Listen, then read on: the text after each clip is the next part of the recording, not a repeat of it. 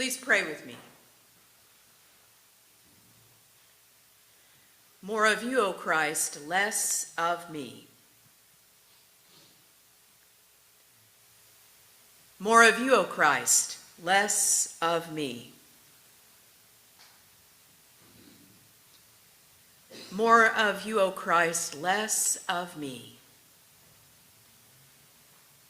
May the words of my mouth and the meditations of all our hearts draw us closer to you, O God, our rock and our Redeemer.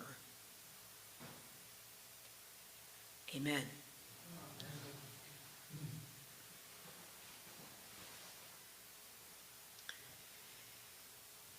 I love the Psalms. This is not a surprise to any of you. You know I love the Psalms. I love praying the Psalms. And one of the reasons I love that is because it's always this mixture of fear and praise and supplicate. It's all there. In every psalm, you get bits and pieces of the whole human experience. And they're perfect for praying because, as Anne Lamott would say, there really are three basic prayers. You remember what they are? Thank you. Help! Help! And wow. I mean, we have to give Anne Lamott her Marin due. Wow. And so this particular psalm is mostly, I think, about fear. And it also, though, contains some wow. The wow is found in the beauty. The whole goal of this psalm is to what? Dwell in the house of the Holy One and behold the fair beauty of the sacred. Now, the next sentence talks about the temple, but we all know that you don't have to be in a particular building that's consecrated or got particular things in it. It could be anywhere. In fact, for many of us, probably being outside near a tree might actually be better than being indoors anywhere, which is part of why we're bringing so many trees into our new sanctuary space, including redwood cants on the vertical poles and redwood burl communion table. And that's partly because so many of us really do love the natural world that we want to bring some of it into our sacred space. But this notion that beauty is the solution to fear is not one we usually talk about. Usually we think about fear as being the opposite of hope, right? And so you have hope in order that you don't fear. The truth is, also in the Psalms, the fear never goes away. It's not either or. You're still afraid, but you see the beauty. So Brian, who's looking for beauty, even in the scars, in the broken places, I'm always amazed that, looking at nighttime photographs in particular of wildfires, it's very beautiful. It's also horrendous and tragic and hideous, and both things are true at the same time. These tornadoes, horrendous, but oh my gosh, the clouds and the forms and the awe and the majesty. And I mean, how many of you ever seen a tornado in person? That would be three of us. I've seen a lot of them growing up in Tornado Alley, and I even saw the one that hit Sunnyvale from the freeway, from 280 as I was going down to Sunnyvale, when the Congregational Community Church of Sunnyvale took a direct hit from a freak tornado that damaged nothing but their roof. And 2 weeks earlier, they'd had a meeting where they recognized they had to replace the roof and they had no money for it. Okay, I'm not saying, I don't believe in an interventionist God, but I swear that happened. And the UCC Insurance Board is still a little ticked off about it. I told him, I said, y'all need to take that up with the Holy One. It was definitely a tornado. I saw it from the freeway. And Jen Haywood said, and I was under the conference room table going, we're having a tornado in, wow, we're having a tornado in Sunnyvale. Wow, maybe the world's ending. At any rate, so there's beauty in fear, even in terror. And what does it take to seek that, even if you're looking at things that you cannot comprehend, that are so awful and terrible? And I'm not saying you can get there immediately, but our goal always is to then see the beauty.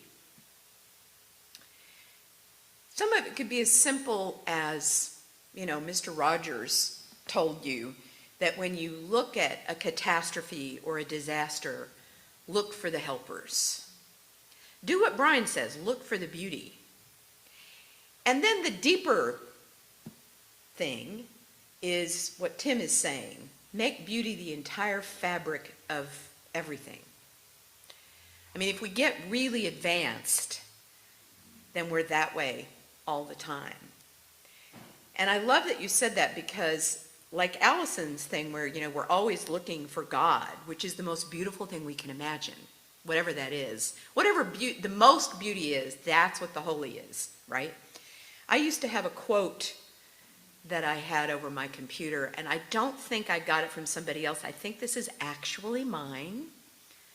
Every day, make something so beautiful that only God is visible.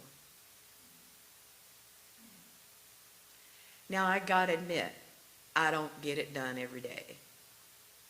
Some days may not have made anything that beautiful. But that is, for a long time, that was sort of my mantra. Make something so beautiful that only God is visible. And that means not that it won't have flaws. Ask any artist. The flaws sometimes are integral to the beauty. We know that Diné rug makers always leave a flaw to make sure there's room for the holy to enter. Usually it's a string, and how many people have cut that off, not understanding that they're basically killing the beauty of the rug, not to mention the value. So this appreciation and this desire to dwell in beauty is the solution when you're feeling fearful.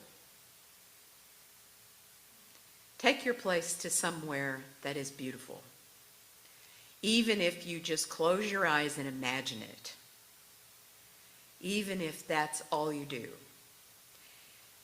And I have a couple of other thoughts about fear.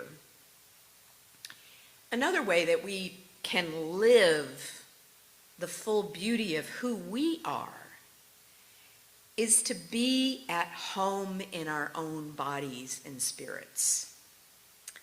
So some of you know that, I've been in this sort of healing process and lost a bunch of weight, going to lose a bunch of weight more, and working with the kinesiologist Natasha was very interesting. So she was having me, she was like, squat and put your arms up. Okay, so I did that. And then she had me do all these other things. And she said, breathe. And I found out from Natasha something that actually I think I've kind of known for a long time, which is that when I try to do something that I'm a little afraid of or scared of, and I have to admit, the older I get, a squat is a terrifying proposition. You don't know if you're going to blow out a knee or even get back up, right? I'm just telling you, you're thinking a lot. I hold my breath. Maybe you do too. I don't know. But when I get a little afraid, the first thing I do is the exact opposite of what I ought to do. And I know this. So Natasha just reminded me of something that Dr. Fred, the dentist, because I used to have this terror of the dentist until Dr. Fred helped me with that. And one of the things he would constantly do, he's working, but he's like, keep breathing through your nose. And he would often have to stop because I would panic and I would think I was drowning. And he finally said to me, he said, your entire throat could be full of water, and as long as you're still breathing through your nose, you're fine. Don't think about this. Don't worry if your mouth is full of water or whatever's happening. Just keep breathing. Keep breathing through your nose. As long as you can do that, you're good. And if you can't do that, raise your left arm and we will stop. But, and by the time I'd learned to start focusing on that, everything began to relax so much more. And then, Tim, you'll remember this one.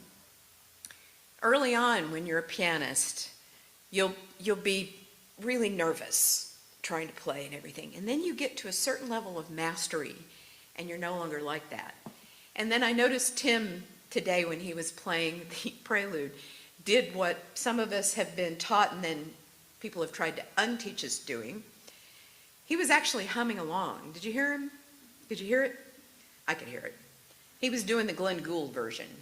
But that's because at some point somebody told him breathing is as important as what your hands and fingers are doing. The breathing is how you find the phrase. The breathing is where you literally put the spirit into the music. That's how you inspire people, is literally by breathing. And one of the ways sometimes they'll tell you to do is just sing, because you cannot sing without breathing.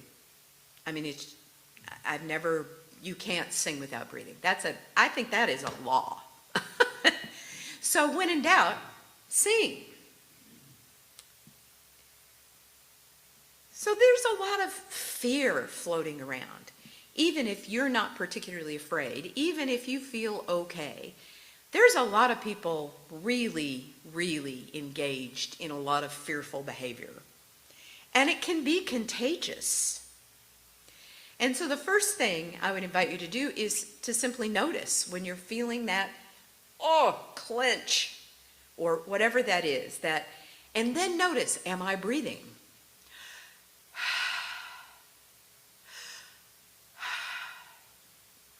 Remember to breathe. And then remember that the goal of it all is beauty. And that there's even beauty in fear. Now that's truly highly advanced. But to begin to see beauty in everything. See the beauty of it. See the absolutely gorgeousness of what we can do, what's going on in the world, in the stars, in the universe, in a circuit, Dan. Maybe not all of us will see it there, but we know you will. We'll all see it where we see it. But looking and feeling for that beauty. And see if it's true that beauty will save the world and us. Amen.